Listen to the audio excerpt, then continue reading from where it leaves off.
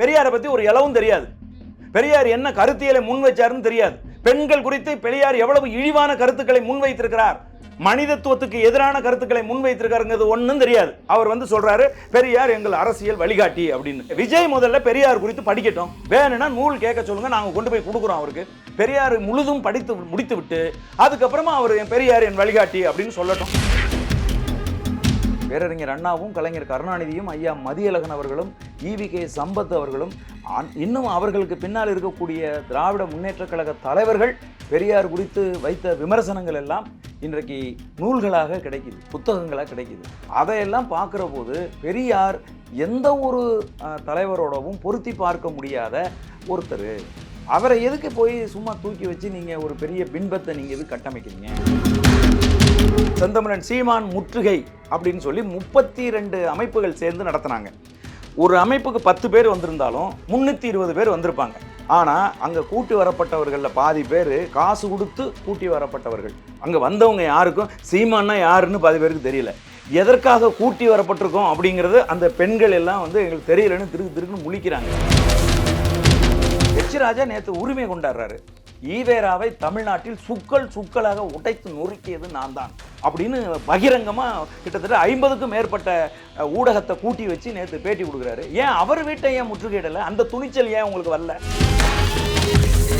பெரியாரை பற்றி உங்களுக்கு என்ன தெரியும்? பெரியார் முதல்ல வந்து பக்திமானாக இருந்தார், புரியுதுங்களா? கோயில் தர்மகர்த்தாவாக இருந்தார், காசிக்கு போய் தவம் இருந்தார். அதுக்கப்புறம் வந்து காங்கிரஸ் கட்சியில் வந்து வேலை செஞ்சார். அதுக்கப்புறம் நீதி கட்சிக்கு வந்தார். அதுக்கப்புறம் வந்து சுயமரியாதை இயக்கம் தொடங்கினார். அதுக்கப்புறம் தமிழர் கழகம்னு தொடங்கினார். அதுக்கப்புறம் வந்து திராவிடர் கழகம்னு அப்புறம் தொடங்கினார். எதுக்கு ஒரு இடத்துல இருக்க வேண்டியதானே? காங்கிரஸில் ஏன் இருந்தார்? அப்புறம் பார்ப்பனர்களுக்கு எதிராக நான் போகிறேன்னு சொல்லி எதுக்கு ஜஸ்டிஸ் பார்ட்டிக்கு எதுக்கு போனார்? ஏன் மாறி மாறி இத்தனை தடவை மாறி The advanced industrial landscape of Tamil Nadu, top 10 automobile hubs in the world. We are global leaders in each sector. நாம் தமிழர் கட்சியை பொறுத்த வரைக்கும் ஒவ்வொரு நாளும் சர்ச்சைகள் இருந்துகிட்டே இருக்கு. அந்த வகையில பெரியாரை பற்றி சீமான் அவர்கள் அவதூறாக பேசிட்டாரு அப்படின்ற ஒரு சர்ச்சை திரும்பவும் எழ ஆரம்பிச்சுது. அதன் பிறகு முதல்ல அம்பேத்கர் பெரியவங்களா இல்ல பெரியார் பெரியவங்களா, அம்பேத்கரோடலாம் பெரியாரை ஒப்பிடக்கூடாது அப்படின்ற மாதிரி சொல்லியிருந்தாரு. இப்ப திரும்பவும் மீண்டும் பிரபாகரன் அவர்களோட பெரியாரை ஒப்பிட்டு பேசுறதை எப்படி புரிஞ்சுக்கலாம் நம்ம?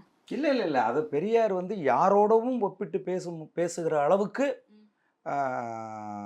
பொருத்தமானவர் இல்லை. எதன் அடிப்படையில் எப்படி சொல்றீங்க? அவருடைய செயல்பாடுகள், அவருடைய கருத்தியல்கள், அவர் முன்னுக்கு பின் முரணா வந்து பல்வேறு விடயங்களை வந்து முன் வச்ச ஒருத்தர் அப்படிங்கிறதுக்கான வரலாற்று ஆவணங்கள் எல்லாம் நிறைய இருக்கு. நிறைய நூல்கள் வந்து பல பேர் அந்த முரண்பாடுகள் எல்லாம் எழுதியிருக்காங்க. இன்னும் குறிப்பாக சொல்லப்போனால் பெரியார் அவர்களினுடைய முரண்பாடுகளை முன்வைத்து அதிகம் பேசியது திமுககாரர்கள் தான்.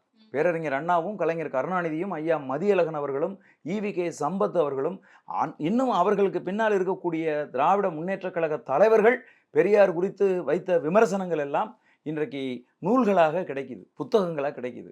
அதையெல்லாம் பார்க்குற போது பெரியார் எந்த ஒரு தலைவரோடவும் பொருத்தி பார்க்க முடியாத ஒருத்தர். அவரை எதுக்கு போய் சும்மா தூக்கி வச்சு நீங்கள் ஒரு பெரிய பின்பத்தை நீங்கள் எது கட்டமைக்கிறீங்க? அதுவும் இன்னமும் சொல்லப்போனால் பெரியாரியமே இன்றைக்கு தமிழகத்தில் தோல்வி அடைஞ்சிருச்சு. நீங்கள் வந்து பார்த்தீங்கன்னா திராவிடர் கழகம் பல சுக்கல்களாக உடைந்து அந்த சுக்கல்கள் பல பிரிவுகளாக பிரிஞ்சு இன்றைக்கி வந்து ஊருக்கு ஒரு 10 பேர் இருக்கிற ஒரு நிலை இன்றைக்கு வந்து உருவாகிருக்கு. அதனால தான் என்ன நடந்திருக்கு தமிழ்நாட்டில் அப்படின்னு கேட்டிங்கன்னா, பெரியாரியம் கிராமப்புறங்களில் இருக்கக்கூடிய இளைஞர்களை கவராததால், கிராமப்புறங்களில் இந்த ஈவேராவினுடைய கருத்துக்கள் முன்னிறுத்தப்படாததால் கிராமப்புறங்களில் இருக்கிற குல தெய்வங்களை ஆர்எஸ்எஸ் சங்க பரிவார இயக்கங்கள் கைப்பற்றி உளவார பணி செய்கிறோம் அப்படிங்கிற பேரில் தமிழகத்தில் இருக்கிற எல்லா குலதெய்வம் கோவிலுக்கும் வந்து இன்னைக்கு குடமுழக்கு செஞ்சிட்டாங்க. எங்களுடைய தமிழர்களுடைய குலதெய்வம் என்று சொன்னாலே அது வெயில்லையும் வேனல்லையும் எங்களைப் போலவே உழைப்பாளி கடவுள்களாக தான் அது இருக்கும். மரத்தடியில் நிற்கும், வெயிலில் நிற்கும், மழை பெஞ்சா மழையில் நனையும், அப்படி இருக்கும். அந்த கடவுள்களுக்கெல்லாம் இன்றைக்கு கோவில் கட்டி கும்பாபிஷேகம் நடத்தி அதை வந்து பார்ப்பனர்கள் கையில் கொண்டு போய் ஒப்படைச்சிட்டாங்க குலதெய்வங்கள் எல்லாம். இதையெல்லாம் ஏன் தடுத்து நிறுத்தலை? நீங்கள் கிராமப்புறங்கள் இன்றைக்கு இந்துத்துவ மயமாக மாறி இருக்குதே, ஏன் செய்யலாத? நாங்க வந்து பெரியாரை பற்றி ஏதோ சொல்லிட்டோம்னு சொல்லி இவ்வளவு கொந்தளிக்கிற நீங்க இந்த தோல்விகளுக்கெல்லாம் பொறுப்பேற்பீங்களா? தமிழகத்துல இன்றைக்கு எவ்வளவு சாதிய கலவரங்கள் நடக்குது நான் கேட்கிறேன். அப்ப இதெல்லாம் வந்து ஈவேரா வந்து சாதியை ஒழித்து விட்டாருன்னு சொல்றதுக்கு உங்களுக்கு கூச்சமா இல்லையா? நான் கேட்கிறேன். தமிழ்நாட்டுல நடக்கிற எந்த சிக்கலுக்கு இந்த ஈவேராவை பின்பற்றுகிறவர்கள் முன்னின்று போராட்டங்களை முன்னெடுத்திருக்கிறாங்க? ஆளுங்கட்சிக்கு ஆதரவு நிலைப்பாடு அப்படின்னு ஒன்றை எடுத்தாச்சுன்னா அவர்கள் என்ன பிழை செய்தாலும் அதற்காக நீங்கள் குரல் கொடுக்க மாட்டீங்க, போராட மாட்டீங்க. அதுக்காக நான் கேட்குறேன், கள்ளச்சாராயம் விற்று கிட்டத்தட்ட நூற்றுக்கணக்கான பேர் செத்து போயிட்டாங்கல்ல, அங்கே நீங்கள் போய் என்ன போராட்டத்தை வந்து முன்னெடுத்து அந்த போராட்டத்தை உச்சி வரை கொண்டு போனீங்க? குடிக்கிற தண்ணியில் மலத்தை கலந்துட்டாங்கல்ல, அந்த இடத்துல போய் நின்று என்ன போராட்டத்தை நீங்கள் வந்து முன்னெடுத்தீங்க? தமிழகத்தில் எத்தனையோ அரசியல் கட்சி தலைவர்களை அப்போ வந்து கூலிப்படை வந்து இன்னைக்கு தொடர்ச்சியாக கொலை செய்திருக்கிறது. அதற்கு எதிராக நீங்கள் எந்த போராட்டத்தை தமிழக அளவில் ஒருங்கிணைத்து 32 இயக்கம் 40 இயக்கம்னு ஒருங்கிணைந்து எந்த போராட்டத்தை வந்து நீங்கள் முன்னெடுத்தீங்க? நான் கேட்குறேன். அப்போது எந்த தத்துவார்த்த ரீதியாக கொள்கை ரீதியாக எந்த ஒரு வேலையவும் நீங்கள் செய்யாமல் குறுங்குழுவாக சுருங்கி போயிட்டீங்க. நீங்கள் ஊருக்கு 10 பேரா இருந்தவர்கள் கூட இன்றைக்கு இல்லைங்கிற நிலைமையில அப்படி நம்ம குறைச்சு மதிப்பிட முடியாது. அப்படி குறைச்சு தான் மதிப்பிடணும். ஏன்னு கேட்டீங்கன்னா, இப்போ வந்து அண்ணன் செந்தமிழன் சீமான் முற்றுகை அப்படின்னு சொல்லி 32 அமைப்புகள் சேர்ந்து நடத்தினாங்க. ஒரு அமைப்புக்கு 10 பேர் வந்திருந்தாலும் 320 பேர் வந்திருப்பாங்க. ஆனா அங்க கூட்டி வரப்பட்டவர்கள்ல பாதி பேர் காசு கொடுத்து கூட்டி வரப்பட்டவர்கள். அதற்கான ஆதாரங்கள்லாம் இணையதளங்கள் எல்லாம் பரவி கிடக்கு. அங்க வந்தவங்க யாருக்கும் சீமான்னா யாருன்னு பாதி பேருக்கு தெரியல. எதற்காக கூட்டி வரப்பட்டிருக்கோம் அப்படிங்கிறது அந்த பெண்கள் எல்லாம் வந்து எங்களுக்கு தெரியலன்னு திருக்குன்னு முழிக்கிறாங்க. ஏன் இந்த போராட்டம் அப்படின்னு. ஒரு அம்மா சொல்லுது, பெரியாரை ஏற்றணுமா பெரியாரை இறக்கணுமான்னு எங்களுக்கு தெரியல, எங்களுக்கு கூட்டிட்டு எங்கள் தலைவி ஒருத்தவங்க இருக்காங்க, அவங்க கூப்பிட்டாங்க வந்தாங்க அப்படின்னு அவங்க வந்து சொல்றாங்க. அங்க வந்திருக்கிறவங்க கொள்கை ரீதியா இருக்கணும்ல. இப்ப நாம் தமிழர் கட்சி ஒரு கண்டன ஆர்ப்பாட்டம் நடத்துது. அந்த ஆர்ப்பாட்டத்துக்கு வந்திருக்கிற இது மாதிரி ஒருத்தரை இந்த மாதிரி காசு கொடுத்து நாங்க வந்தங்க, எங்களுக்கு இன்னாரு இந்த இடத்துல இருந்து காசு கொடுத்து கூட்டிட்டு வந்தாங்கன்னு சொல்ற ஒருத்தரை காட்டிருங்க பார்ப்போம். அப்போ ஒரு கண்டன ஆர்ப்பாட்டம் பெரியார் உணர்வாளர்கள் கூட்டமைப்பு, அதுதான் நமக்கு பயங்கர வேதனையா இருக்கு. புரியுதா உங்களுக்கு? பெரியார் உணர்வாளர்கள்னு சொல்லிவிட்டு பெரியார்னா யாருன்னே தெரியாத ஆட்களை காசு கொடுத்து கூட்டிட்டு வந்தது எவ்வளவு பெரிய ஒரு கீழ்த்தரமான செயல்பாடு, எவ்வளவு அசிங்கமானது. அப்ப எங்க இருக்கிறாங்க பெரியார் உணர்வாளர்கள்? ஒரு பெரியார் உணர்வாளர்கள் சொல்லி ஒரு 100 பேரை உங்களால திரட்டி நிறுத்திருந்தீங்கன்னா கூட அது கௌரவமானது. காசு கொடுத்து நீங்க ஆளை கூட்டிட்டு வந்து நிறுத்தணுங்கிறது அவசியமே இல்லை. ஒரு 100 பேரை ஒரு 10 பேர் நின்று பெரியார் உணர்வாளர்கள்னு அந்த களத்துல நின்று போராடி இருந்தாலும் கூட அது கௌரவமானது. ஆனால் காசு கொடுத்து நீங்க ஆட்களை கொண்டாந்து இறக்கி கூட்டம் காட்டணும்னு நினைச்சீங்கல்ல, இதுதான் திராவிட மாடல். இதுதான் இத்தனை ஆண்டு காலமாக இந்த நிலப்பரப்பில் திராவிட அரசியல் செய்திருக்கக்கூடிய ஒரு வேலை என்ன அப்படின்னா, எல்லாத்துக்கும் காசு கொடுத்து ஆள் திரட்டி கொண்டுட்டு வர்றது, கூட்டம் காட்டுறது. இன்னைக்கு பெரியார் அவர்களை குறித்து அவதூறா பேசிட்டாங்க அப்படின்ட்டு நாம் தமிழர் கட்சியினர் சொல்றாங்க. ஆதாரம் இருக்கா நீங்க சொன்ன அவதூறுகளுக்குன்னு கேட்டா, விடுதலையில ஒரு சில தேதிகளை குறிப்பிடுறாங்க, இந்த தேதியில இந்த கட்டுரையில இருக்கு அப்படின்றாங்க அப்படின்னு சொல்றாங்க. ஆனா அந்த தேதிகளில் வெளியான விடுதலை கட்டுரைகளை எடுத்து இணையதளத்துல போட்டு அப்படிலாம் பெரியார் பேசவே இல்லை அப்படின்ட்டு இணையதளங்கள்ல வாதங்கள் போய் கிடையாது. அந்த எடுத்து இவங்க போடுறாங்கல்ல, அது மேலதான் எங்களுக்கு சந்தேகம் வருது. எடுத்து போற இவர்களுடைய மனநிலை, இவர்களுடைய போக்கு, இவர்களுடைய செயல்பாடெல்லாம் எங்களுக்கு நல்லா தெரியும். பெரியாரை எப்படி போத்தி பாதுகாத்து கொண்டு வர்றாங்கன்னு. ஐயா ஆணைமுத்து அவர்களை பெரியாரினுடைய பல பக்கங்களை மறைத்து எழுதியிருக்காருன்னு சொல்லி பல பேர் வந்து புத்தகமே போட்டிருக்காங்க. ஆணைமுத்து அவர்களுக்கு திறந்த மடல்னு சொல்லி புத்தகமே வந்திருக்கு. புரியுதுங்களா நான் சொல்றது? அப்ப எல்லாருமே பெரியாரினுடைய விரும்பத்தகாத, பெரியாரினுடைய மோசமான செயல்பாடுகளை மறைச்சு தான் எல்லாருமே அவருடைய சிந்தனைகளா தொகுத்திருக்காங்க. அப்படி இருக்கும்போது உண்மையான அந்த கட்டுரை, அந்த தலையங்கம் அல்லது உண்மையான அவருடைய அந்த விடுதலை இதழை நாங்க பார்க்க விரும்புறோம். 1. 2வது, ஆதாரம் நாங்க கொடுக்குறோம், கொடுக்காம இருக்கிறோம். நீங்க என்ன பண்ணீங்க? நாங்கள் அண்ணன் செந்தமிழன் சீமான் பேசிய உடனேயே தமிழ்நாடு முழுதும் எல்லா காவல் நிலையங்களையும் சீமான் மேல வழக்கு தொடுங்கன்னு ஒரு அறிவிப்பு கொடுத்தீங்கல்ல. அதன் பிறகு சட்டத்தை நீங்க மதிச்சிருக்கணுமா இல்லையா? அறிவிப்பு எல்லா காவல் நிலையங்களையும் அவர் மேல வழக்கு தொடுக்கப்பட்டுச்சா இல்லையா? அது இணையதளங்கள்ல பேப்பர்ல எல்லாம் வந்துச்சா இல்லையா? 60க்கும் மேற்பட்ட வழக்குங்கிறாங்க, 100க்கும் மேற்பட்ட வழக்குங்கிறாங்க, எத்தனையோ வழக்கு. ஆனா வழக்கு கொடுத்தீங்கல்ல அப்படின்னு சொன்னா அந்த வழக்குகள் நீதிமன்றத்துக்கு வரும்ல. அப்ப நீதிமன்றம் கூப்பிட்டு அண்ணன் சீமானிடம் ஆதாரம் கேட்கும்ல. அப்ப அவர் கொடுத்தா அவர் தப்பிப்பாரு, கொடுக்கல அப்படின்னா நீதிமன்றம் அவருக்கு உரிய தண்டனையை கொடுக்கும்ல. அப்ப அதுக்கு நடுவுல இது என்ன போராட்டம்? இது என்ன போராட்டம்னு கேட்கிறேன். நாங்க வள்ளலாரினுடைய நிலத்தை மாநில அரசு ஆக்கிரமிப்பு செய்யுதுன்னு சொல்லி மணியரசன் ஐயாவும் சீமானும் இணைந்து ஒரு போராட்டத்தை முன்னெடுத்தா, மணியரசன் ஐயாவை ஹவுஸ் அரெஸ்ட் பண்றீங்க, சீமானை ஹவுஸ் அரெஸ்ட் பண்றீங்க, அங்க போற எல்லாரையும் நீங்க வந்து கைது செய்றீங்க. எங்க தலைமை நிலைய செயலாளர் மதிப்புக்குரிய தம்பி செந்தில்குமார் குடும்பத்தோட கார்ல போகும்போது காரை மறிச்சு அவரை கைது செய்ய முற்படுறீங்க. இதே மாதிரி நாங்கள் வந்து அண்ணா பல்கலைக்கழகத்தில் நடந்த பாலியல் வன்கொடுமைக்கு எதிராக நாங்கள் ஒரு போராட்டத்தை செஞ்ச போது எங்கள் அண்ணன் செந்தமிழன் சீமானை காரை விட்டு இறங்காமலே கைது செஞ்சீங்க. வந்த ஒருத்தர் 2 பேரா வர வர நீங்க கைது செஞ்சு உள்ள கொண்டு போய் எங்களை வச்சிங்க. புரியுதுங்களா நான் சொல்றது? அப்படின்னு சொன்னா இப்ப நேற்று நடந்த ஒரு கண்டன அந்த ஆர்ப்பாட்டம் என்பது எங்கள் வீடு அண்ணன் சீமானுடைய வீட்டு முற்றுகை என்பதை அவர்களை வர வைத்து பாதுகாப்பு கொடுத்து அவர்கள் சட்டத்துக்கு விரோதமாக உருவ பொம்மை எரித்து அவருடைய புகைப்படங்களை எல்லாம் வந்து அவமானப்படுத்தி இதெல்லாம் செய்யறதெல்லாம் போலீஸ் பாதுகாப்போட நின்று வேடிக்கை பார்த்துச்சே. இது எப்படி நியாயம்? அவங்க என்ன செஞ்சிருக்கணும்? அது ஒருத்தனுடைய குடியிருப்புங்க, பிரைவேட் ஹவுஸ். அது அந்த வீடு மட்டுமா அங்க இருக்கு? அந்த வீட்டை சுத்தி நிறைய வீடுகள் வந்து இருக்கு. அந்த அவர்களுக்கெல்லாம் எவ்வளவு பெரிய மன உளைச்சலை இந்த வீடு முற்றுகை போராட்டம் ஏற்படுத்தி இருக்கு. அந்த சீமான் குடியிருக்கக்கூடிய தெருவுக்குள் யாருமே நடமாடவே முடியல. அந்த குடியிருப்புல இருக்கிறவங்க எல்லாம் பிள்ளைகளை பள்ளிக்கூடத்துக்கு கூட்டி போக முடியல. அதுல இருந்து 6 தெருக்கள்ல போலீஸை போட்டு பயங்கரமான நெருக்கடியை கொடுக்குறாங்க குடியிருப்பு மக்களுக்கு. அப்ப மக்களை பற்றிய கவலை உங்களுக்கு கிடையாதா? நான் கேட்கிறேன். அப்ப நீங்க வழக்கு தொடுத்தது அப்ப காவல்துறை மேல உங்களுக்கு நம்பிக்கை இல்லை, மாநில அரசு மேல உங்களுக்கு நம்பிக்கை இல்லை, நீதிமன்றத்தின் மேலேயும் உங்களுக்கு நம்பிக்கை கிடையாது. இது போல வந்து கூலிக்கு ஆளை பிடிச்சிக்கிட்டு வந்து நான் போராட்டம் நடத்துறேங்கிற பேர்ல நாடகம் நடத்துவீங்களா? மனநோயாளிகளா நீங்க? நான் கேட்கிறேன். அப்படின்னா நீங்க வழக்கு தொடுத்திருக்க கூடாது. புரியுது அம்மா நான் சொல்றது? அதனால இது எப்பொழுதும் ஏன் இவர் என்ன விமர்சனத்துக்கு அப்பாற்பட்டவரா? நூற்றுக்கணக்கான நூல்களை அவரை விமர்சிச்சு வந்திருக்குது. இல்ல அததான் சொல்றாங்க. ஒரு விமர்சனம் நீங்க வைக்கிறீங்க, அதற்கான விளக்கம் கேட்கும்போது நீங்க விடுதலையில ஒரு சில விஷயத்தை கோட் பண்றீங்க, அதை இணையதளத்துல வைரல் ஆக்கி அப்படி பேசவே கிடையாது, இவங்க தவறா சொல்றாங்கன்னு ஒரு பக்கம் போய்கிட்டு இருக்கு. அண்ட் இன்னொரு பக்கம் நீங்களே வந்து நாட்டுடைமையாக்க சொல்லுங்க பெரியாரனுடைய புத்தகங்களை, அதுக்கப்புறமா ஆதாரம் அதுலதான் இருக்கு அப்படின்ட்டு. அப்போ நீங்க எதை வச்சு படிச்சீங்க அதை சொல்லுங்கன்னு கேட்கும்போது நாட்டுடைமையாக்குனாதான் தெரியும் அப்படின்னும் போது அது எதையோ எப்படி நாங்க எதுக்கு உடனே அவங்களுக்கு ஆதாரம் கேட்டாங்க உடனே ஆதாரத்தை இதுல கொடுத்துடணுமா? ஆதாரத்தை உடனே கேட்டா எப்படி கொடுக்கறது? அது நீ வழக்கு தொடுத்திருக்கீங்க, நாங்க நீதிமன்றத்துல கொடுப்போம். கொடுக்கலன்னா எங்களுக்கு தண்டனை கொடுக்கட்டும். அது எங்க பிரச்சனை இல்ல. உங்களுக்கு என்ன பிரச்சனை? அண்ட் இன்னொரு பக்கம் ஆதாரத்தை நாங்க நாம் தமிழர் கட்சிகிட்ட தானே கேட்கிறோம். நாம் தமிழர் கட்சி தானே அதை ஏன் பாஜகவுல இருந்து மாநில தலைவர் அவர்கள் வந்து நான் தரேன் இன்னைக்கு சாயந்தரத்துக்குள்ள அப்படின்னு சொல்லணும் அண்ணாமலை? அது அவர் ஏன் சொன்னாருன்னா அவரை தான் போய் கேட்கணும். அவர்கிட்ட இருக்கிற ஆதாரத்தை போய் நீங்க வாங்கியிருக்கலாமே. உங்களுக்கு ஆதாரம் அது பொய் அப்படின்னு சொன்னா மதிப்புக்குரிய தம்பி அண்ணாமலை அவர்கள் நான் ஆதாரம் வச்சிருக்கிறேன், என்கிட்ட நான் கொடுக்குறேன் ஆதாரம்னு அவர் சொல்றாருல்ல, அவர் மேல ஏன் கோபம் இல்லை உங்களுக்கு? எச் ராஜா நேற்று உரிமை கொண்டாடுறாரு.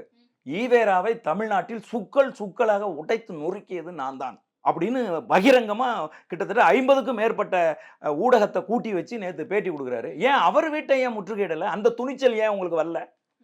சீமான் வந்து உங்களுக்கு வந்து இலக்காரமா போயிட்டாரா? நான் கேட்கிறேன். இந்த போராட்டத்தை ஒருங்கிணைத்து நடத்துகிற திமுகவினுடைய ஜால்ராக்களை பார்த்து நான் கேட்கிறேன், ஏன் எச் ராஜாவை பார்த்தா உங்களுக்கு பயமா? இல்ல நாம் தமிழர் கட்சிக்குள்ளேயே ஒரு முரண்பாடு இருக்குல்ல. ஆரம்பத்துல 2010 கட்சி ஆரம்பிக்கப்பட்ட அந்த காலகட்டத்துல பெரியார் அவர்களை ஆதரிக்கிறீங்க. ஒரு பக்கம் பெரியார் அவர்களுடைய படம் இருக்கு, இன்னொரு பக்கம் பிரபாகரன் அவர்களுடைய படம் இருக்கு. அண்ட் அது காலப்போக்கில் இன்னைக்கு வந்து பெரியாருக்கு எதிர்ப்பு அப்படின்னு வரும்போது பிரபாகரனை விட பெரியார் சிறந்தவரா அப்படின்னு கேட்கறதெல்லாம் எப்படி புரிஞ்சுக்கலாம்? நீங்க வந்து சமூக விஞ்ஞானத்தை புரிஞ்சுக்கணும். மாற்றம் ஒன்றுதான் மாறாதது. பெரியாரை பத்தி உங்களுக்கு என்ன தெரியும்? பெரியார் முதல்ல வந்து பக்திமானா இருந்தார். புரியுதுங்களா? கோயில் தர்மகர்த்தாவாக இருந்தார். காசிக்கு போய் தவம் இருந்தார். அதுக்கப்புறம் வந்து காங்கிரஸ் கட்சியில் வந்து வேலை செஞ்சார். அதுக்கப்புறம் நீதி கட்சிக்கு வந்தார். அதுக்கப்புறம் வந்து சுயமரியாதை இயக்கம் தொடங்கினார். அதுக்கப்புறம் தமிழர் கழகம்னு தொடங்கினார். அதுக்கப்புறம் வந்து திராவிடர் கழகம்னு அப்புறம் தொடங்கினார். எதுக்கு ஒரு இடத்துல இருக்க வேண்டியதானே? காங்கிரஸில் ஏன் இருந்தார்? அப்புறம் பார்ப்பனர்களுக்கு எதிராக நான் போகிறேன்னு சொல்லி எதுக்கு ஜஸ்டிஸ் பார்ட்டிக்கு எதுக்கு போனார்? ஏன் மாறி மாறி இத்தனை தடவை மாறி வந்திருக்காரு? மாற்றம் என்பதே மானிட தத்துவம். அறிவு என்பது இன்னைக்கு நான் புத்திசாலி, நாளைக்கு நான் புத்திசாலியே இருந்தேன்னா உலகம் இயங்கலைன்னு அர்த்தம். அப்ப என்னை விட புத்திசாலி ஒருத்தன் நாளைக்கு வருவான். புரியுதா உங்களுக்கு? இதுதான் மானிட தத்துவம். இதுதான் சமூக விஞ்ஞானம். இந்த சமூக விஞ்ஞானத்தின்படி அன்றைக்கு எங்களுக்கு சரி என்று பட்டுச்சு. அன்னைக்கு நாங்க குழந்தை, எங்களுக்கு நடக்க தெரியல. இன்னைக்கு நாங்க வந்து ஒலிம்பிக்ல ஓடுற அளவுக்கு நாங்க தயாராயிருக்கோம். நீ ஏன்டா அன்னைக்கு நான் தடுமாறி நின்ன, இன்னைக்கு ஏன்டா ஒலிம்பிக்ல ஓடுறேன்னு கேட்டா அது எப்படி சரி? ஆகவே காலப்போக்கில் அறிவும் ஆற்றலும் மாறுகிற போது, நூல்களை நாங்கள் வாசிக்கிற போது, சமூகம் எங்களுக்கு கற்றுக் கொடுக்கிற போது, சமூகத்திலிருந்து நாங்கள் கற்றுக்கொள்ளுகிற போது நாங்கள் மாற்றம் அடைகிறோம். அதுதானே சரி. ம். அப்ப இதுல என்ன பிழை இருக்கு? இது உங்களுடைய கருத்து, உங்களுடைய விளக்கம். ஆனா இந்த மாற்றத்திற்கான ஒரு காரணமா சொல்லப்படுறது உங்களுக்கு பின்னாடி பிஜேபி உங்களை இயக்குறாங்க அப்படிங்கிறது தானே? அம்மா நான் என்ன சொல்றேன்னா, இது ரொம்ப பழைய குற்றச்சாட்டு. ஏற்க முடியாத குற்றச்சாட்டு. இப்ப பாருங்க, நீங்க ஒரு கருத்தை அண்ணா முன்வைக்கிறீங்க. ஹெச்ராஜ் ஆதரிக்கிறாரு, அண்ணாமலை ஆதரிக்கிறாரு, தமிழிசை ஆதரிக்கிறாங்க. அது பாருங்க, நான் ஒண்ணு சொல்றேன். அவங்க புரட்சியாளர் அம்பேத்கர் அவர்களையும் ஆதரிக்கிறாங்க. புரட்சியாளர் அம்பேத்கரை இந்துத்துவ அம்பேத்கர் அப்படிங்கிறாங்க. அதனால அம்பேத்கர் வந்து இந்துத்துவம் சார்ந்தவரா? இந்துத்துவத்தை ஏற்றவரா? சொல்லுங்க பாப்போம். அவர் வந்து இந்தியா முழுதும் ஒரே மொழி இருக்கணும்னு சொன்னாரு. இப்படி 2, 3 காரணங்களை முன் வச்சு அவரை இந்துத்துவ அம்பேத்கருங்கிறாங்க. அதனால நம்ம அம்பேத்கரை ஏற்க முடியுமா? அது முடியாது. அதுபோல நாங்கள் முன்வைக்கிற ஒரு சில கருத்துக்களை வந்து அவர்கள் எங்களுடைய கருத்து, ஆகவே இவர் எங்களைப் போலவே இவரும் பேசுறாருன்னு அவங்களா கூவிக்கிறாங்க, அவங்களா கத்திக்கிறாங்க. இப்ப நான் கேட்கிறேன் உங்களை, அப்பா பாட்ஷா பாய் அவர்கள் மரணம் நடந்துச்சு. அந்த மரண ஊர்வலத்தில் அண்ணன் செந்தமிழன் சீமான் போய் கலந்துக்கிட்டாரு. அப்போ இதே பாஜகவினுடைய மாநில தலைவர் என்ன சொன்னாரு? தந்தை என்று சொல்லுகிறார், ஓட்டு பிச்சை எடுக்கிறார் சீமான்னு சொல்லி கேவலமா வந்து இழிவு செஞ்சு பேசலையா? சொல்லுங்க பாப்போம். கோவையில் நடந்த இது ஒரு மாநாடு. கோவையில் நடந்த அவருடைய அந்த அந்த அந்த மரணத்தில் கலந்து கொண்ட அந்த சம்பவத்தை பயன்படுத்தி எவ்வளவு இழிவா வந்து அவர் வந்து பேசினாரு. அப்ப சீமானவர்களை இழிவாக கேவலமாக பேசாத யாராவது ஒரு பாஜக காரங்க யாராவது இருக்காங்களா இது வரைக்கும்? சொல்லுங்க பாப்போம். இதே ஹெச் ராஜா சீமானை கைது செய்யணும், பைத்தியக்காரர் அப்படின்னு சொல்லி திட்டின வீடியோக்கள் வந்து இன்னைக்கு இணையதளத்தில் இல்லையா? சொல்லுங்க பாப்போம். இன்னைக்கு அவங்க எப்படி அம்பேத்கரை தங்கள் சொந்தம் கொண்டாடணும்னு நினைக்கிறாங்களோ அதுபோல தமிழ் தேசிய தளத்தில் தவிர்க்க முடியாத பெரும் தலைவராக செந்தமிழன் சீமான் வளர்ந்து வருகிற போது அவரை சுவிகாரம் செஞ்சுக்கணுங்கிறது மாதிரி அவங்க முயற்சி பண்றாங்க. நாங்க அதை ஏற்கிறோமா அப்படிங்கிறது தான் கேள்வி. நாங்க ஏற்றோம்னா நீங்க சொல்லுங்க. இப்ப நான் கேட்கிறேன், இந்தியாவில் இருக்கிற பாரதிய ஜனதா கட்சியை எதிர்க்கிற எல்லா தலைவர்கள் மீதும் ஈடி பாஞ்சிச்சு. புரியுதுங்களா? லல்லு பிரசாத் யாதவ் மகன் மீது ஈடி வந்து பாயுது. இந்த பக்கம் வந்து பார்த்தீங்கன்னா சந்திரசேகர் ராவ் மகள் கவிதா மேலே வந்து ஈடி பாயுது. ஐயா பினராயி விஜயன் குடும்பத்தில் வந்து ஈடி பாயுது. அம்மா மம்தா பானர்ஜி மேலே வந்து ஈடி பாயுது. எல்லாரும் விசாரணைக்கு உட்படுத்தப்படும் போது எந்த விதமான விசாரணையும் இல்லாமல், எந்த ரைடுமே இல்லாமல் திமுக இருக்குதே ஏன்? வெள்ளை கூட பிடிச்சதுனாலயா? இல்ல வந்து ஏதாவது தமிழ்நாட்டில் ஒரு அமைச்சர் செந்தில் பாலாஜி மேல ஈடி பாஞ்சுதே, அது போதாதா? இல்லம்மா, அது முன்னாள் தொடுக்கப்பட்ட வழக்கு. அதிமுக ஆட்சி அதிகாரத்தில் இருக்கிற போது திமுக தொடுத்த வழக்கு. ஆனா அவர் வெளியில வந்த உடனே அமைச்சராகிட்டீங்களே எப்படி? விசாரணை இருக்கிற போதே சொல்லுங்க பாப்போம். இப்ப நாங்க என்ன கேள்வி கேட்கிறோம்னா, தமிழ்நாட்டில் நடக்கிற எந்த நிகழ்ச்சியா இருந்தாலும் பாரதிய ஜனதா கட்சி இல்லாம எந்த நிகழ்ச்சியும் நீங்க நடத்துறது இல்லை. ஏன்? என்ன காரணம்? உங்களுக்கும் அவங்களுக்கு என்ன உறவு? இதுக்கு முன்னாடி இருந்த அண்ணா திராவிட முன்னேற்ற கழகம் இப்படித்தான் நடத்துச்சா? இல்ல இப்ப பினராயி விஜய் இப்படிதான் தன் மாநிலத்தில் நடக்கிற அனைத்து நிகழ்ச்சிகளுக்கும் போய் பாரதிய ஜனதா கட்சியை கூட்டிட்டு வராங்களா? சொல்லுங்க பாப்போம். அவர்களுடைய பாரதிய ஜனதா கட்சியினுடைய கருத்துக்களை ஏற்று நீங்க அதுக்கு வேற பேர் சூட்டி நீங்க அதையெல்லாம் நடைமுறைப்படுத்திக்கிட்டு இருக்கிறீங்க ஒரு பக்கம். இன்னொரு பக்கம் பாரதிய ஜனதா கட்சியினுடைய தலைவர்களோடு மிக நெருக்கமான உறவை நீங்கள் கொண்டிருக்கிறீங்க. நீங்க என்னது உங்களுக்கு புதுசா இது? உங்க ஐயா சொல்லலையா? மதிப்புக்குரிய ஐயா கலைஞர் கருணாநிதி அவர்கள் என்ன சொன்னாங்க? ரைட், அதாவது ரைட் மேன் ராங் பார்ட்டி அப்படின்னு சொல்லி தானே வாஜ்பாயை போய் கட்டி பிடிச்சிங்க நீங்க. பாரதிய ஜனதா கட்சியோடு ஏதோ உறவு வச்சுக்காதவர்கள் போல பேசுறீங்க நீங்க. அதனால எங்கள் மீது குற்றம் சாட்டு வைக்கிறாங்களே, இந்த குற்றச்சாட்டு அபத்தமான, பொய்யான, அவதூறான குற்றச்சாட்டு. அந்த குற்றச்சாட்டுகளுக்கு நீங்க சொல்லுங்களேன். சீமான் வந்து இந்த மாதிரி செஞ்சாரு, பல கோடி ரூபாய் சீமானுக்கு சொத்து இருக்கு, நாங்களும் திரும்ப திரும்ப மேடையா கேட்டுட்டோம், அந்த சொத்துக்கான பத்திரத்தெல்லாம் கொண்டாந்து கொடுங்கய்யா. எங்க மேல நீங்க தானே மாநில அரசா நீங்க தானே இருக்கிறீங்க. எங்க வீட்டை ரைடு பண்ணுங்களேன். ரைடு பண்ணி எங்க பேர்ல என்னென்ன சொத்து இருக்கு, எவ்வளவு பணம் எங்க வீட்டுல பதுக்கி வச்சிருக்கோம்னு வந்து எடுங்கல நீங்க. அதைத்தானே நாங்க கேட்கிறோம். இங்க உட்காந்துக்கிட்டு சும்மா முறுக்கு மீசையை வச்சுக்கிட்டு சீமானுக்கு பல 1000 கோடி சொத்து இருக்கு அப்படின்னு பேசுற வெக்கமா இல்லையா உங்களுக்கு? நீங்க தானே அரசு நடத்துறீங்க. உங்க அரசை அனுப்பி எவ்வளவு கோடி சொத்து இருக்குன்னு எடுத்து மக்கள் மத்தியில அம்பலப்படுத்த வேண்டியதானே. பெரியாரை பற்றி நாம் தமிழர் கட்சி விமர்சனம் செய்றாங்க. ஒரு தமிழ் தேசிய ஆதரவா இருக்கக்கூடிய கட்சி, தமிழ் தேசிய கொள்கையுடைய கட்சி அப்படின்ற ஒரு பெயர் இருக்கு. ஆனா இதற்கு முன்னாடி இத்தனை ஆண்டு காலமா தமிழ் தேசியத்தை பின்பற்றிட்டு தமிழ் தேசியம் பேசிட்டு வந்த முக்கிய அரசியல் தலைவர்கள் யாருமே வந்து பெரியாரை எதிர்க்கலையே. நான் ஒன்று சொல்றேன் கேட்டுங்க. இது வரைக்கும் தமிழ் தேசியம் பேசிட்டு வந்தவங்க யாரும் அரசியல் களத்துக்கு வந்தவங்க இல்லை. தேர்தல் அரசியல். இயக்கங்களா தேர்தல் அரசியலுக்கு அவங்க யாருமே வரல. அதனால வந்து சில 1000 பேருக்குள்ள, சில 100 பேருக்குள்ள தமிழ் தேசியம் என்கிற கருத்தியல் சுருங்கி சுருங்கி கிடந்துச்சு. புரியுதுங்களா? தமிழ் தேசியத்தை தனிநாடு கோரிக்கையை முன்வைத்து தமிழ் தேசியத்தை முன்னெடுத்தவர்கள் எல்லாம் குற்றவாளிகளாக்கப்பட்டு, தீவிரவாதிகளாக்கப்பட்டு, பயங்கரவாதிகளாக சித்தரிக்கப்பட்டு கொலை செய்யப்பட்டிருக்கிறார்கள். புரியுதுங்களா? இப்ப நாங்கள் அடுத்த தலைமுறை பிள்ளைகள் வருகிற போது இவற்றையெல்லாம் அவதானித்து, இதையெல்லாம் கவனித்து, எப்படியெல்லாம் இந்திய அரசும் மாநில அரசுகளும் சேர்ந்து தமிழ் தேசியம் என்கிற ஒரு தேசிய இனத்தினுடைய விடுதலை கருத்தியலை முன்வைக்கிற போது எப்படியெல்லாம் அவர்கள் ஒடுக்குவார்கள், எப்படியெல்லாம் நம்மளை அழிப்பார்கள் அப்படிங்கிறதையெல்லாம் கவனித்து இன்றைக்கு நாங்கள் ஒரு புதிய நிலைப்பாட்டோட தேர்தல் களத்தை பயன்படுத்தி தமிழ் தேசிய அரசியலை விரிவடைய செய்ய வேண்டும் என்பதற்காக தேர்தல் களத்துல நாங்க நிக்கிறோம். இன்னைக்கு என்ன ஆச்சு? லட்சக்கணக்கான இளைஞர்கள் தமிழ் தேசிய அரசியலை புரிந்து கொண்டு அண்ணன் செந்தமிழன் சீமான் அவர்களின் தலைமையை ஏற்றுக்கொண்டு திரண்டு நிக்கிறாங்க. கிட்டத்தட்ட தேர்தல் களத்துல தனிச்சு நின்னு பெரியாரை துணை கொள்ளாமல், திராவிட சித்தாந்தத்தை ஏற்றுக்காம புறம் தள்ளிவிட்டு தமிழ் தேசிய அது இன்னைக்குதான், இத்தனை ஆண்டு காலமா கிடையாது. இத்தனை ஆண்டு காலமா யாரும் தேர்தலுக்கே வரலமா? இல்ல, நாம் தமிழர் கட்சியே சொல்றேன். பெரியாரை புறக்கணிச்சு பெரியாரை ஆதரவு வச்சுக்காமன்னு சொல்றீங்களா? ஒரு விஷயத்தை வலியுறுத்திக்கிட்டே இருக்கீங்க. அது என்னன்னா, நாம் தமிழர் கட்சி தொடக்கத்துல பெரியாரை ஏற்றுச்சுன்னு நான் உங்களுக்கு தெளிவா சொல்றேன், கரெக்டா புரிஞ்சுங்க. நாம் தமிழர் கட்சி பெரியாரை ஏற்கும் போது ஒரு நிபந்தனையோடு நாங்கள் வந்து ஏற்றோம். அது என்னன்னா, எங்க தமிழர் நிலப்பரப்பில் பல பேர் தமிழருடைய வாழ்வின் மலர்ச்சிக்காக போராடி இருக்கிறார்கள். பெரியாரு எல்லாத்தையும் பெரியார் தான் செஞ்சாரு அப்படிங்கறத நாங்க ஏற்க மாட்டோம்னு தொடக்கத்திலேயே நாங்க வந்து அறிவிச்சிட்டோம். புரியுதா உங்களுக்கு? நாங்கள் கடந்து போய்கிட்டே இருந்தோம். இப்போ ஒருத்தர் புதுசா கட்சி ஆரம்பிக்கிறார். புரியுதுங்களா? நடிகர் விஜய் புதுசா கட்சி ஆரம்பிக்கிறார். அவர் வந்து புதுசா சொல்றாரு, பெரியாரை பத்தி ஒரு இலவும் தெரியாது, பெரியார் என்ன கருத்தியலை முன் வச்சாருன்னு தெரியாது, பெண்கள் குறித்து பெரியார் எவ்வளவு இழிவான கருத்துக்களை முன்வைத்திருக்கிறார், மனிதத்துவத்துக்கு எதிரான கருத்துக்களை முன்வைத்திருக்காருங்கிறது ஒன்றும் தெரியாது. அவர் வந்து சொல்றாரு பெரியார் எங்கள் அரசியல் வழிகாட்டி அப்படின்னு. அப்ப அவருக்கு பின்னால் இருக்கக்கூடிய தம்பிகள், தமிழ் இளைய தலைமுறை பிள்ளைகள் பெரியாரை வழிகாட்டியாக ஏற்று விடுவார்களா இல்லையா? அப்ப நாங்கள் உண்மைகளை உடைத்து பேச வேண்டிய தேவையும் அவசியமும் எங்களுக்கு ஏற்படுது. அதனால நாங்கள் உண்மைகளை உடைக்கி பேசுறோம். புரியுதா உங்களுக்கு? விஜய் தான் காரணமா? விஜய் தான் காரணம் அல்ல, விஜய் தான் காரணம்.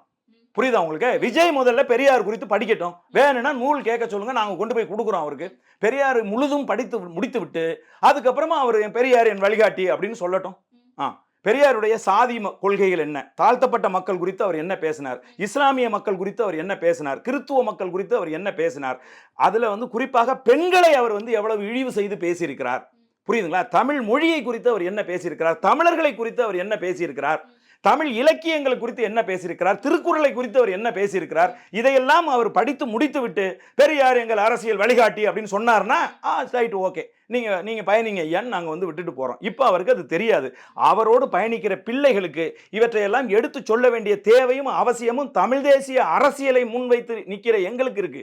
அதுக்கப்புறம் ஒரு குழப்பமான கருத்தை முன்வைக்கிறார், திராவிடமும் தமிழ் தேசியமும் என்னுடைய வழி அப்படிங்கிறார். அப்ப இதெல்லாம் வந்து நாங்கள் இரு கண்கள்னு சொல்றாரு, கண்கள்ங்கிறார். இதெல்லாம் வந்து ஏற்க முடியாது. எங்களுடைய வழிகாட்டியா இருக்கிற தோழர் தமிழரசன் சொல்றாரு, சாதி ஒழிப்பும் தமிழ் தேசியமும் எனது 2 கண்கள்ங்கிறார். இதைத்தான் நாங்கள் வந்து ஏற்போம். புரியுதுங்களா நான் சொல்றது? அதனால பெரியாரியத்தை வந்து இங்க முன் வச்சு அரசியல் செய்வதற்கு, அது தேர்தல் களத்தில் அரசியல் செய்வதற்கு வந்தது அண்ணன் செந்தமிழன் சீமான் தான். அது எப்படி வந்தார் அப்படின்னு கேட்டா, தீவிரவாதி என்று சொல்லி இந்த நிலப்பரப்பில், இந்திய நிலப்பரப்பில் தடை செய்யப்பட்டிருக்கக்கூடிய ஒரு இயக்கத்தின் தலைவனை முன்னிறுத்தி பெரியாரை புறம் தள்ளிவிட்டு, திராவிட இயக்கங்களை எல்லாம் புறம் தள்ளிவிட்டு, திராவிட சித்தாந்தத்தை தூக்கி வீசிவிட்டு, தமிழ் தேசியம் என்கிற கருத்தியலை முன் வச்சு தேர்தல் களத்துக்கு வந்து தனிச்சு நின்று 8.22% வாக்குகளை வாங்கி இன்னைக்கு வந்து அங்கீகரிக்கப்பட்ட மாநில கட்சியா இருக்கிறார். அவருக்கு பின்னால 36 லட்சம் மக்கள் இன்னைக்கு நின்று கொண்டு இருக்கிறார்கள். இந்த சூழ்நிலையில நாங்க சொல்றோம், இந்த சூழ்நிலையை உருவாக்கி இருக்கிறது அண்ணன் செந்தமிழன் சீமான் தான். புரியுதா நான் சொல்றது? ஆனால் இதுக்கு முன்னாடி இருக்கக்கூடிய இயக்க ஐயா மணியரசன் அவர்கள் இருக்காங்க, எங்களுடைய முன்னோடி, எங்களுடைய ஆசான், எங்களுடைய தமிழ் தேசிய பெரியார் மணியரசன் அவர்கள். என்ன தமிழ்நாடு முழுசும் அவரால் வந்து அதிகபட்சமா திரட்டினா ஒரு 5000 பேரை திரட்ட முடியும். அதற்கு மேல் அவருடைய கருத்து விரிவடையவில்லை. அதே மாதிரி தான் இதுக்கு முன்னாடி இருந்த எங்கள் முன்னோர்கள் பேசாத பேச்சா, அவர்கள் முன்வைக்காத தமிழ் தேசியமா, அந்த தமிழ் தேசியத்தை அவர்கள் முன்வைச்ச வழியில் நின்று தேர்தல் களத்தில் நாங்கள் பேசுறோம். இந்த தேர்தல் களத்தையும் நாங்கள் ஒரு ராஜதந்திரமாக ஒரு ஒரு ஒரு ஒரு ஒரு படிநிலையா ஏற்று நாங்கள் வந்து இதை செயல்படுறோம். நாங்கள் எங்களுடைய உயிர் கொள்கையா முன் வச்சிருக்கோம். இலக்கு ஒன்றுதான், இனத்தின் விடுதலை. இனத்தின் விடுதலை என்பதை எது என்பதை நீங்கள் எப்படி புரிந்து கொண்டாலும் அது பற்றி நாங்கள் கவலை இல்லை. ஆனா எங்களுக்கு தெரியும் இனத்தின் விடுதலை என்பது என்ன அப்படிங்கிறது எங்களுக்கு தெரியும். இங்க இருக்கக்கூடிய அதிமேதாவிகள், சிற்றறிவு படைத்தவர்கள் சீமானை பார்த்து சொல்றாங்க, இவர் ஒரு போலி தமிழ் தேசியவாதி. ஏன்னா இவர் தனிநாடு கேட்கல, அதனால வந்து அது அப்படின்னா அது தமிழ் தேசியமே இல்லை அப்படிங்கிறாங்க. இதனுடைய நோக்கம் என்ன தெரியுமா? சீமான பிரிவினைவாதியா மாத்தி, சீமான வந்து பயங்கரவாதியா மாத்தி, இந்திய அரசியலமைப்பு சட்டத்தின் கீழே இவரை வந்து கைது செய்ய வச்சு, அல்லது தோழர் தமிழரசனை அடிச்சு கொன்னது மாதிரி இவரை அடிச்சு கொள்ள வச்சு தமிழ் தேசியத்துக்கு சமாதி கட்டிடணும் அப்படிங்கிற ஒரு பேர ஆவல்ல இதை வந்து சொல்றாங்க. இப்ப நான் கேட்கிறேன், நீங்க வந்து திராவிடர்கள் தானே, திராவிட இயக்கங்களை தானே வச்சு நடத்திட்டு இருக்கீங்க. ஏன் திராவிட நாடு கோரிக்கையை வைக்காம நீங்க திராவிடன்னு பேசுறீங்களே, நீங்க வந்து போலி திராவிடர்கள் இல்லையா? திராவிட நாடு எங்களுக்கு தனி நாடு வேணும், திராவிட நாடு எங்கள் நாடுன்னு சொல்லி ஏன் நீங்க கோரிக்கை வைக்க மாட்டேங்கிறீங்க? நான் கேட்கிறேன். இல்ல பெரியார் புறக்கணிப்பு அப்படின்ட்டு வரும்போது நீங்க சொன்னதை நான் புரிஞ்சுக்கிறேன். ஒரு பக்கம் வந்து எல்லாமே பெரியார்னாலதான் இங்க நடந்துச்சு அப்படிங்கறத ஏற்க முடியாது. பெரியாருக்கும் பங்கு இருக்கு. ஓகே, இங்க இருந்த பல சீர்திருத்தவாதிகள்ல பெரியாரும் ஒருவர் அப்படிங்கிறது ஒரு பக்கம் இருக்கட்டும். அண்ட் அதே மாதிரி ஈழ போராட்டத்துக்காக தன்னுடைய உயிர் நீத்த பிரபாகரன் அவர்கள் தமிழர்களுக்காகவும் தமிழ் ஈழ போராட்டத்துக்காகவும் வென்றெடுத்த ஒரு மாபெரும் தலைவர் அப்படின்ற இடத்துல பிரபாகரன் அவர்களுக்கு ஏன் அந்த இடத்துல ஒப்பீடு வருதுன்னு கேட்கிறேன். இல்ல, பிரபாகரன் அவர்கள் இருந்தால் எங்கள் தலைவர், இறந்தால் எங்களுடைய இறைவன் அப்படிங்கிறது தான் எங்களுடைய நிலைப்பாடு. நீங்க சொன்ன நிலைப்பாட்டை நான் ஏற்கல. புரியுதா உங்களுக்கு? ஏன்னு சொன்னால் இன்றைக்கு உலகம் முழுவதும் இருக்கக்கூடிய தமிழர்கள் நாங்கள் நம்புகிறோம், அவர் வந்து இருக்கார் அப்படின்னு நாங்கள் வந்து நம்புகிறோம். அந்த நிலைப்பாட்டிலிருந்து நான் சொல்றேன், அவர் இருந்தால் எங்கள் தலைவர், அவர் இறந்தால் எங்களுடைய இறைவன். புரியுதா? நாங்க என்ன சொல்றோம் அப்படின்னு கேட்டீங்கன்னா, தமிழ் தேசியம் என்கிற கருத்தியல் 2009க்கு பிறகு தமிழ் தேசிய தலைவர் வருகைக்கு பிறகு இளைய தலைமுறை பிள்ளைகளிடையே பற்றி எரிகிறது. மிக பெரிய அளவுல அந்த கருத்தியல் உயிர் பெற்றிருக்கு. அதனாலதான் நாங்க இன்றைக்கு தமிழகத்துல உலக தமிழர்களினுடைய தலைவனாக அவர்களை முன்னிறுத்தி இன்றைக்கு வந்து அரசியல் செய்கிறோம். அதனாலதான் நாங்கள் தொடர்ந்து வெற்றி அடைந்து கொண்டிருக்கிறோம். நாங்கள் வீழ்த்த முடியாதவர்கள் என்பதற்கு அது மட்டும்தான் வந்து உதாரணம். இதுவரைக்கும் அண்ணன் செந்தமிழன் சீமான் நாம் தமிழர் கட்சி தேர்தல் களத்துல தோற்றதே இல்லை. 1.5 4 ஆச்சு, 4 7 ஆச்சு, 7 8.22 ஆயிருக்கு. எந்த இடத்திலும் நாங்கள் வந்து தோல்வியவே சந்திக்கவே இல்லை. இல்ல, இந்த கம்பாரிசன் ஏன் வருதுன்னு கேட்டேன் நான். பெரியார் பிரபாகரன் நாங்க அதைத்தாங்க சொல்றோம். ஈவேரா அவர்கள் எந்த ஒரு தலைவரோடும் பொருத்தி பார்ப்பதற்கு பொருத்தமற்றவர், அந்த வேலையை நீங்க செய்யாதீங்க அப்படின்னு நாங்க சொல்றோம். புரியுதுங்களா உங்களுக்கு? அது வந்து இழிவான வேலை, அந்த வேலையை செய்யாதீங்க. அவர் ஈவேரா அவர்கள் முன்ன பின்ன முரண்பாடுகள் கொண்டவர், அவர் வந்து நிறைய படிக்காதவர், அதனால அவருடைய சிந்தனைகள் சரின்னு பல இடங்கள்ல பேசியிருக்காரு, அவர் பேசினதையே தவறுன்னு சில இடங்கள்ல பேசியிருக்காரு. புரியுதுங்களா நான் சொல்றது? அதனால அவரை வந்து நீங்க பொருத்தாதீங்க. நீங்க வந்து புரட்சியாளர் அம்பேத்கர் அவரெல்லாம் உலகத்திலேயே இன்னைக்கு வரைக்கும் அவர் படித்த படிப்பை யாருமே படிக்கல. The advanced industrial landscape of Tamil Nadu, top 10 automobile hubs in the world. We are global leaders in each sector.